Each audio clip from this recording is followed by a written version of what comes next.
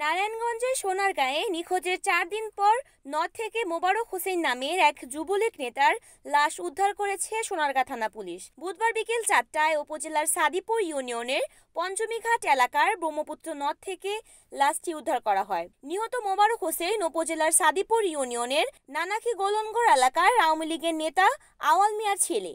নিহত মোবারক সাদিপুর ইউনিয়ন যুবলীগের সদস্য এবং পেশায় একজন রাজমিস্ত্রি ছিলেন। নিহতের ভাই সাদিপুর ইউনিয়ন ছাত্রলীগের সাবেক সহসভাপতি ওবায়দুল্লাহ বাদল জানান, গত ৫ দিন আগে তার বড় ভাই মোবারক হোসেন বাড়ি থেকে বের হয় আর বাসায় না ফেরায় স্থানীয় থানায় একটি সাধারণ ডায়েরি করা হয়। পরবর্তীতে বুধবার বিকেলে নদীতে ভাসমান অবস্থায় তার লাশ পাওয়া যায়। বৈদ্যের বাজার নৌ পুলিশ ফাঁড়ির ইনচার্জ মাহবুব আলম জানান, বিকেলে নদীতে ভাসমান অবস্থায় লাশ দেখতে পেয়ে এলাকাবাসী খবর দেয়। পরবর্তীতে লাশ উদ্ধার করে ময়নাতদন্তের জন্য নারায়ণগঞ্জ জেনারেল হাসপাতালে পাঠানো হয়েছে।